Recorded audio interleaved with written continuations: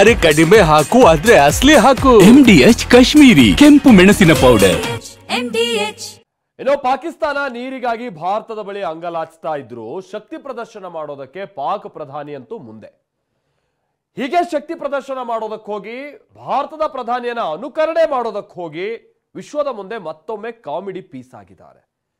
ಹಾಗಾದ್ರೆ ಪಾಕಿಸ್ತಾನ ಹೇಗೆ ಒದ್ದಾಡ್ತಾ ಇದೆ, ವಿಶ್ವದ ಮುಂದೆ ತಾನು ಮಂಡಿ ಊರಿಲ್ಲ, ಸೋತಿಲ್ಲ, ನಾವು ಛಲ ಬಿಡದೆ ಹೋರಾಡಿದ್ವಿ, ಇದನ್ನ ಪ್ರೊಜೆಕ್ಟ್ ಮಾಡುವಂತ ನಿಟ್ಟಿನಲ್ಲಿ ಅವ್ರ ಪ್ರಯತ್ನಗಳು ಹೇಗಿದೆ ಬನ್ನಿ ರಿಪೋರ್ಟ್ ಅಲ್ಲಿ ನೋಡ್ಕೊಳ್ಳೋಣ. ಕಿತ್ತೋದ್ ಏರ್ಬೇಸ್ ನಲ್ಲಿ ಪಾಕ್ ಪ್ರಧಾನಿ ಪೋಸ್.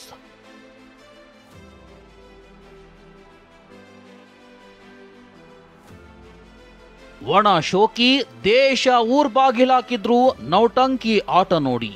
ಡಕೋಟಾ ಜೀಪ್ ನಲ್ಲಿ ಬಂದಿದ್ದ ಪಾಕ್ ಪ್ರಧಾನಿ ಫೋಟೋ ಶೂಟ್ ಮಾಡ್ತಿರೋದು ನೋಡ್ರಿ.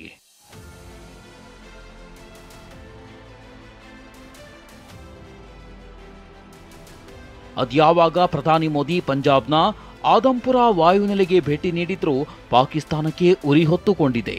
ಏರ್ಬೇಸ್ ಧ್ವಂಸವಾಗಿದೆಯಂತ ಸುಳ್ಳು ಹೇಳಿಕೊಂಡು ಆಟವಾಡ್ತಿದ್ದ ಪಾಕ್ ನಾಯಕರಿಗೆ ಪ್ರಧಾನಿ ಮೋದಿ ಏರ್ಬೇಸ್ನಲ್ಲೇ ನಿಂತು ಗುಡುಗಿದ್ರು. ಅಷ್ಟೇ ಅಲ್ಲ, ನಮ್ಮ ಏರ್ಬೇಸ್ಗೆ ಎಫೆಕ್ಟ್ ಆಗಿಲ್ಲ ಎಂಬ ಸಂದೇಶ ರವಾನಿಸಿದ್ರು. हमारे ड्रोन, हमारी मिसाइलें, उनके बारे में तो सोचकर पाकिस्तान को कई दिन तक नींद नहीं आई. साथियों, आतंक के विरुद्ध भारत की लक्ष्मण रेखा अब एकदम स्पष्ट है. अब फिर कोई टेरर अटैक हुआ तो भारत जवाब देगा, पक्का जवाब देगा. ಪ್ರಧಾನಿ ಮೋದಿ ಖುದ್ದು ಏರ್ಬೇಸ್ಗೆ ಭೇಟಿ ನೀಡಿ ಪಾಕಿಸ್ತಾನದ ಸುಳ್ಳನ್ನ ಬಯಲು ಮಾಡಿದ್ರು. ಪಾಕ್ ಪ್ರಧಾನಿ ಶಹಬಾಜ್ ಶರೀಫ್ ನಿದ್ದೆ ಹಾರಿ ಹೋಗಿತ್ತು. ಗಡಿಬಿಡಿಯಲ್ಲಿ ಸೈನಿಕರನ್ನ ಭೇಟಿಯಾಗೋ ರೀತಿ ಸೀನ್ ಕ್ರಿಯೇಟ್ ಮಾಡಲು ವೇದಿಕೆ ಸಜ್ಜು ಮಾಡಿದ್ರು. ಮೋದಿಯ ಭೇಟಿಯನ್ನೇ ಕಾಪಿ ಮಾಡಲು ಹೋದ್ರು. ಸೇನಾಧಿಕಾರಿಯನ್ನೇ ಜೀಪ್ ಡ್ರೈವರ್ ಮಾಡಿಕೊಂಡು ಪ್ಯಾಸೆಂಜರ್ ರೀತಿಯಲ್ಲಿ ಎಂಟ್ರಿ ಕೊಟ್ಟು ಕಾಮಿಡಿ ಪೀಸ್ ಆಗಿದ್ದಾರೆ.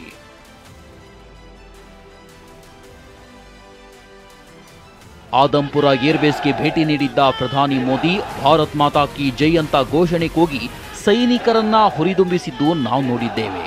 ಶಹಬಾಜ್ ಶರೀಫ್ ಅದನ್ನೂ ಕಾಪಿ ಮಾಡಿದ್ದಾರೆ. ಕ್ಷೀಣ ಧ್ವನಿಯಲ್ಲಿ ಘೋಷಣೆ ಕೂಗಿದ್ದು ಕಾಮಿಡಿ ಶೋ ತರ ಕಾಣಿಸುತ್ತೆ.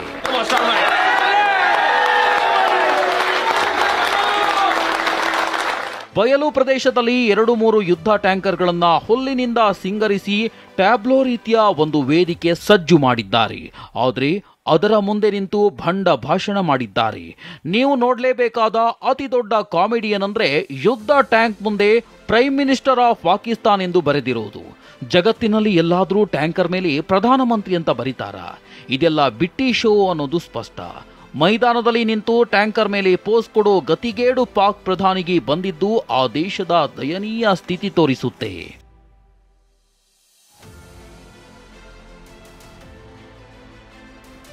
ಕುಡಿಯೋಕೆ ನೀರಿಲ್ಲದಿದ್ರೂ ಶೋಕಿಗೇನು ಕಮ್ಮಿ ಇಲ್ಲ. ಸಿಂಧೂ ನದಿ ಒಪ್ಪಂದವನ್ನ ಭಾರತ ಅಮಾನತ್ತಿನಲ್ಲಿ ಇಟ್ಟಿದೆ. ಹೀಗಾಗಿ ಒದ್ದಾಡ್ತಿರೋ ಪಾಕಿಸ್ತಾನ ಮಾತುಕತೆ ಅವಕಾಶ ನೀಡಿ ಅಂತ ಗೋಗರೆಯುತ್ತಿದ್ದಾರೆ. ಪಾಕ್ ಜಲಸಂಪನ್ಮೂಲ ಕಾರ್ಯದರ್ಶಿ ಮುರ್ತಾಜಾ ಪತ್ರ ಬರೆದಿದ್ದು ಪಾಕ್ ಮನವಿಗೆ ಭಾರತ ಸ್ಪಂದಿಸಿಲ್ಲ ಎನ್ನಲಾಗಿದೆ. ಇದರ ನಡುವೆ ಸಲಾರ್ ಡ್ಯಾಂನ ಒಂದು ಗೇಟ್ ಮಾತ್ರ ಓಪನ್ ಇದ್ದು ಡ್ಯಾಂನ ಹೆಚ್ಚುವರಿ ನೀರು ಮಾತ್ರ ಹೊರಗೆ ಹೋಗ್ತಿದೆ. The Indus Waters Treaty is held in abeyance and will be continued to be held in abeyance until cross-border terrorism by Pakistan is credibly and irrevocably stopped. ಕಿರಾನ ಬೆಟ್ಟದಲ್ಲಿ ಪರಮಾಣು ವಿಕಿರಣ ಸೋರಿಕೆಯಾಗಿಲ್ಲ.